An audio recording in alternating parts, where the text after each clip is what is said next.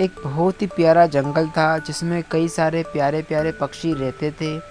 पक्षी बहुत ही खुश थे, परंतु कुछ समय के बाद में पक्षी दुखी हो गए क्योंकि जंगल में एक शिकारी आता और पक्षियों को पकड़ के ले जाता।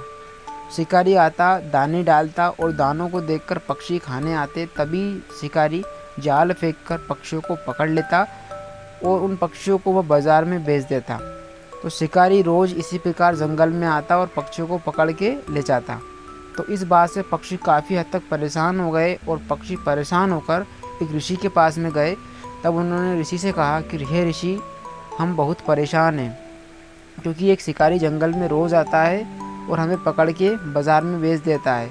तो हे मुनि, हमारी रक्षा करें, हे ऋषि हमारी सहायता करें।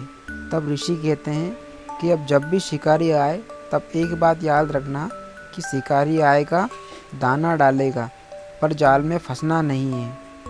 और इतना कहकर वो चले जाते हैं। तो सारे पक्षी इसी बात को दोहराते रहते हैं कि शिकारी आएगा, दाना डालेगा, पर जाल में फंसना नहीं है। वो इसी बात को बार बार कहते। फिर शिकारी आता है और शिकारी दाने डालता है, परंतु सारे पक्षी नाचते हुए गाते हुए कि शिकारी आएगा, दाना डालेगा, पर जाल में फंसना नहीं है, ये कहते हुए सभी दानों पर टूट पड़ते हैं और दाना चुगते वक्त भी वो गाना गाते हैं कि शिकारी आएगा, दाना डालेगा, पर जाल में फंसना नहीं है। इसी प्रकार से वो उस चीज़ को दोहराते रहे। शिकारी ने आखिरकार उन्हें फिर से पकड़ लिया। तब कुछ पक्षी उसमें से बच गए और वो मुनि के पास में गए और कहा, है मुनि, ये क्या हुआ?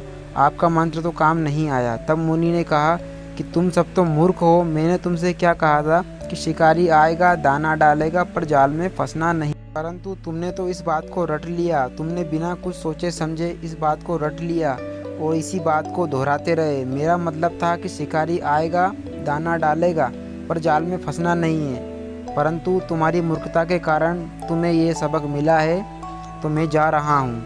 तो दोस्तों, इस कहानी से हमें सीख मिलती है कि हमें कभी भी किसी भी चीज़ को रटना नहीं चाहिए, हमें हर चीज़ को समझना चाहिए, क्योंकि अगर रटेंगे तो आज जो हाल पक्षी का हुआ है वही हाल हमारा भी होगा।